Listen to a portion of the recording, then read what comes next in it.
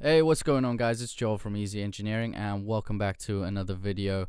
So I've been listening to Ben Bohmer a lot lately, and I've fallen in love with his music. I think it's absolutely amazing stuff. Very melodic, very beautiful, very emotive kind of music. And I thought it would be a cool idea to just go in and explore, in depth, the elements that went into making one of his latest tracks, which is Breathe. So yeah, now I want to say that, obviously we're not trying to copy him exactly. This is more a video to try and understand what went into making a track like this. I think what makes this track such an amazing track is the chord progression, the elements, and just the minimalistic style of the track. Like, there's not a lot that went into it, but because each element has been taken care of in such a way that they all fit and work perfectly with one another, it just creates a nice big tonal balance towards the whole track, throughout the track and everything like that. To begin with, let's start with the kick. Now, in the original, kick's not got much punch to it. It's got not got much click to it. It's very focused on the low end side of things, so that's what I tried to do. So I created a kick in bassism, and I will be providing actually all of these samples for you in a download link. So if you want to download them, there'll be a link in the description below. This is where I started, and this is where I ended up. It's mad, actually. But yeah, as you can hear on the final kick, there's still a little bit too much punch. There's not enough low end, in my opinion, but it works, and I think it works with the whole track. But anyway, created a kick and bassism, EQ'd out some of the mid-range frequencies and high range just to kind of get more focus on the low end. Put a drum bus on there.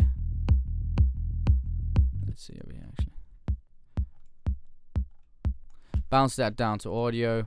Then all I did was added another drum bus and then an EQ just to kind of boost and take away some of the key frequencies that I thought needed to be boosted and obviously needed to be taken away. As you can see, there's a big dip around the mid-range frequencies just to get rid of that punch.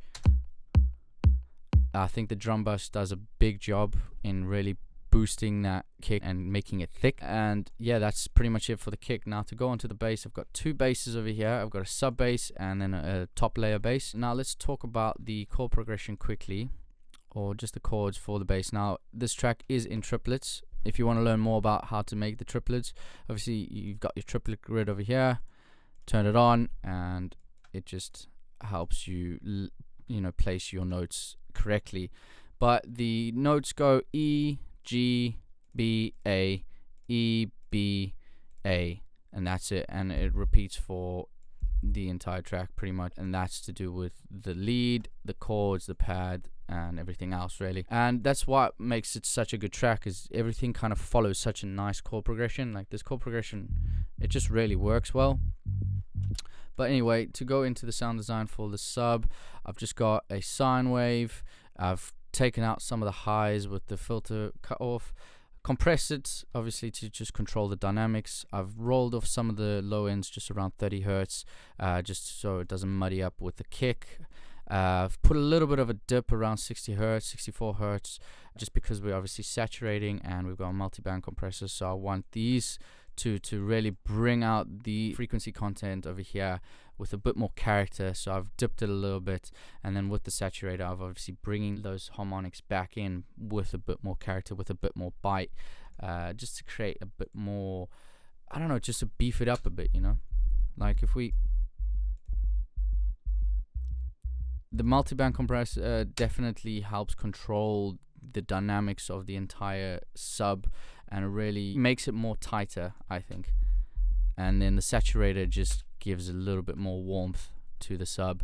Then I've obviously got a sidechain compressor compressed to my sidechain kick. Moving on to the top layer bass, it's literally just a saw wave with the filter cut off down. I've got my envelope cut off working on the filter cutoff. The envelope set to 11%, so it's not too hard, because if you put, the more you put it, the more it's just gonna hit. So I want it to be a little bit more gentle. I've brought the sustain down to 45%. The decay is about medium to short, 249 milliseconds.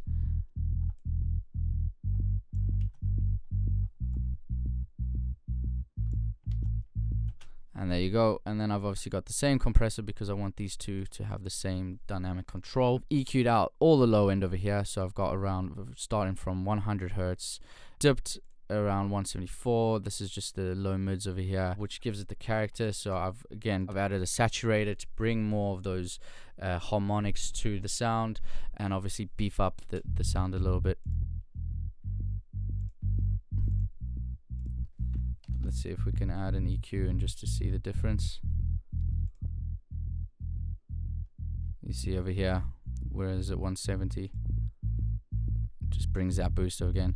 So that's why I'm dipping it, because I want the harmonics to be more distorted, more character, rather than just boosting it in the EQ.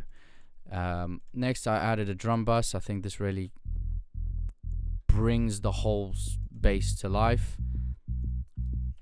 And then I've obviously got the same sidechain compressor to the sidechain, sorry. Now moving on to the percussion of the track. I think there's such minimal percussion going on and it just works.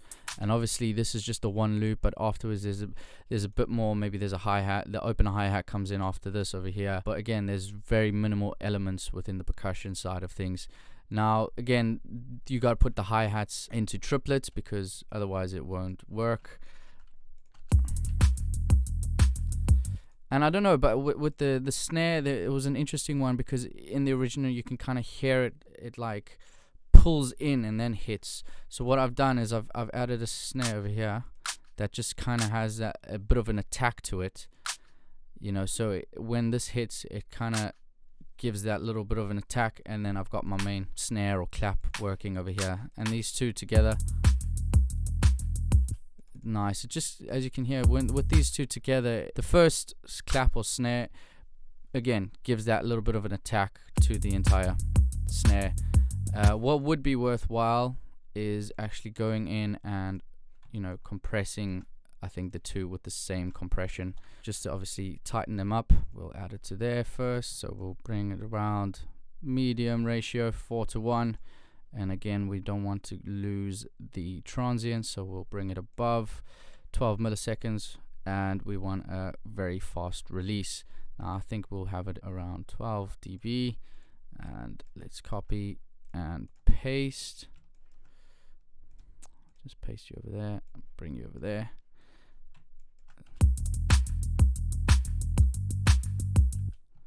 Okay, we're gonna have to do that a bit more. 18.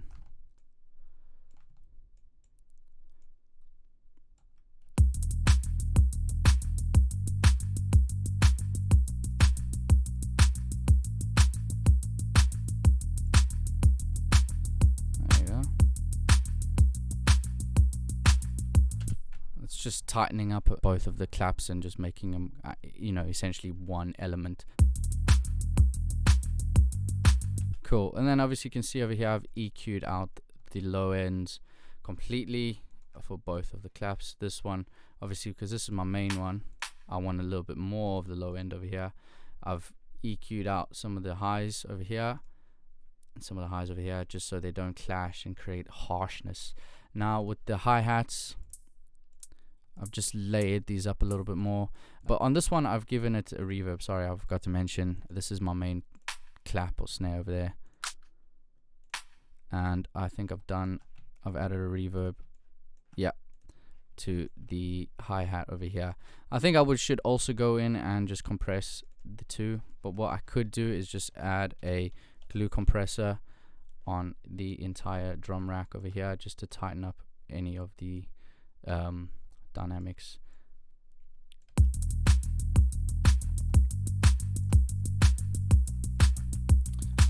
And I could also go in and then just control my frequencies a little bit more, especially over here around 7K.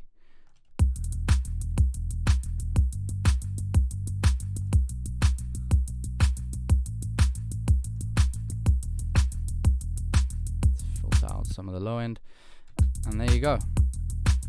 Now I want to say that my lead, layered up the leads over here.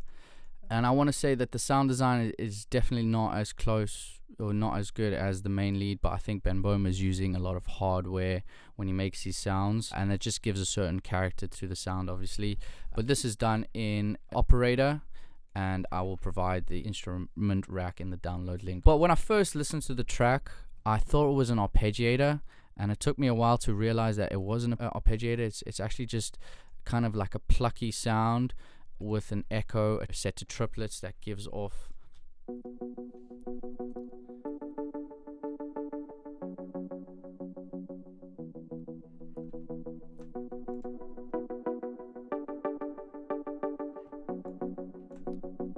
there you go, and that's the lead. So both of these leads will have the same kind of echo on it over here. I've done some EQing just to kind of EQ and shape the sound. The actual sound is, so I've got 2 oscillators running on both of them, and the main one, in my opinion, or the bottom layer one, because I've got a bottom layer and a top layer, but this one is because I've just kind of changed the oscillator a little bit just to give a bit more harmonics, just a bit more brightness to it. But now it's 2 saws, and I've kind of mixed up the fine to obviously give that detuned sound. Brought it down to 0.5 on both, and I've brought down the transpose over here.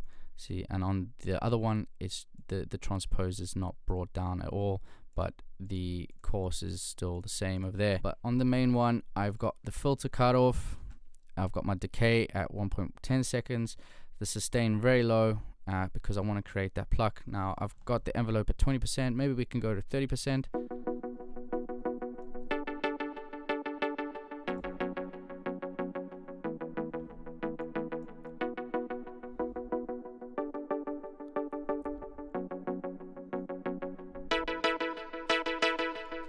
There you go. So we could actually map the envelope to there to get that sound, you know, at the end of each bar, you know, because at the end of the day, there's a lot of automation going on over here.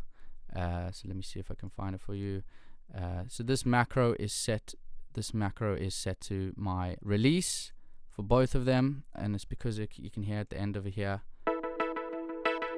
everything kind of just opens up to indicate the end of a phrase, obviously, and to give that movement and that transition feel throughout the track. But the filter cutoff is also just kind of working around, just being automated throughout, just to give a bit more movement. I've upped the spread over here. I've dropped the resonance, I think, for both of them, unless resonance is set to 12. Let's find out.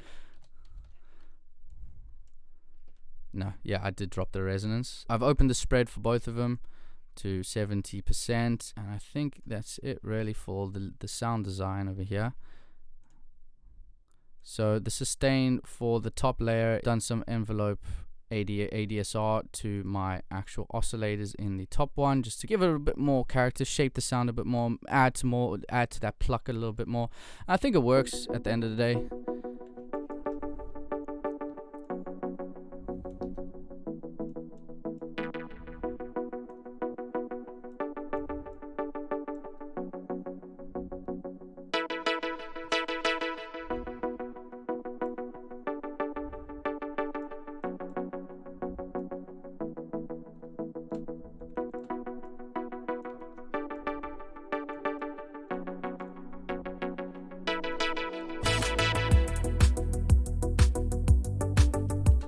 Very cool. Yeah, so that's it pretty much for the sound design. Like I said, you know, I will be providing the instrument rack in the download link, so obviously you can go in and, you know, just see it for yourself and take it step by step, just to see what I've done.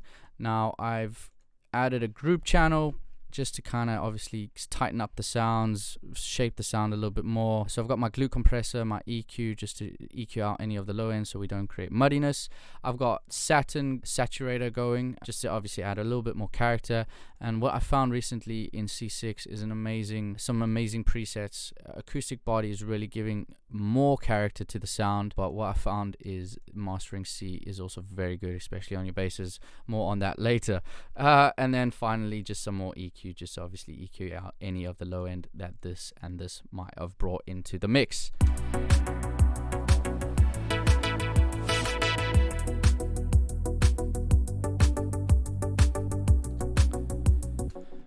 Next we got our chords. Now again, I've layered up pretty much every element. within the lead pad / chord area, just to create more, I guess, width over here. As you can see, I've panned this left 20 and panned this left 5. I could actually pan this left and right, just to obviously, like I said, give more width to the mix. And this has been made in operator again, and you can see it's quite a thick lead. So I've got 3 oscillators. 2 oscillators are saw waves, and then I've got my sub oscillator over here. Now this is pitched up an octave, we can say, I guess, for argument's sake. I've got my filter cutoff at around 347, and I've got a very harsh-ish envelope to give that, you know, that pluck down, or that kind of curve down. And as you can see, I've got my decay. It's quite a long decay, actually, 7 seconds, and on my sustains 10%. I think it's the same for both. Yeah. Now you can see over here, I've actually automated or modulated the decay, just because I wanted to, again, I wanted to open up, you know, the elements at the end of this phrase.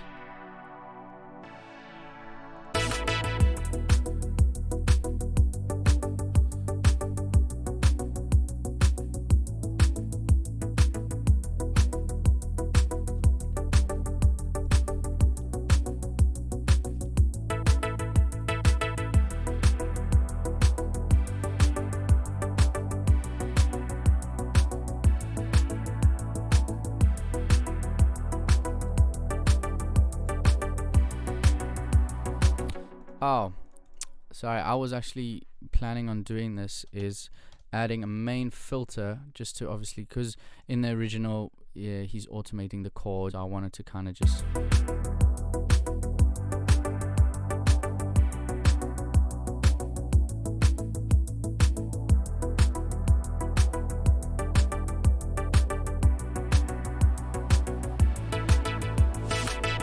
you know, something like that. Anyway, what I've done finally is I've added some pads, just following exactly the same chord progression. Now the chords are E minor, G major, B minor, A major, E minor, what's that, B minor, and then what's that, A major. And that is the chords over there, and those are the chords that are used for obviously the chords and the pads. And now the pads are just done, pan right and left again, give it that width. Again, made an operator, again 2 oscillators, saw with some detune on it, pitched up, just to obviously give that detune, that unison, that width to the pad. And I've got the filter cutoff set to 43 hertz. Nothing obviously on the envelope generator for the filter cutoff.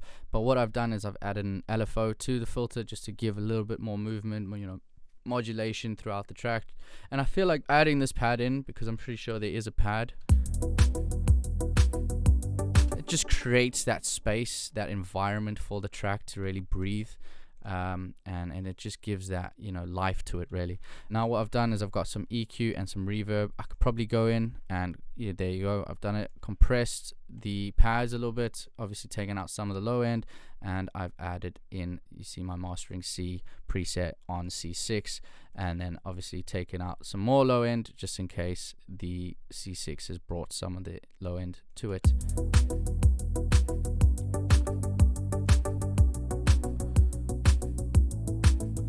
Can't really tell, but yeah, that's pretty much it for the track. I hope you found this useful. I hope you found this insightful, man, because honestly, like, diving into this track and just trying to recreate it has taught me a lot. It's taught me a lot about just elements that should try and work together. You know, don't try and add too much elements into a track. Keep it simple, but keep it exciting, and, you know, keep make sure every element within the track is, you know, you build it with care, you build it with a lot of focus. You're not just adding in a sound just for the sake of adding in a sound. But anyway, I don't want this video to go on much longer, so I'm going to leave it over here. I hope you enjoyed this. If you did, leave a like, comment down below.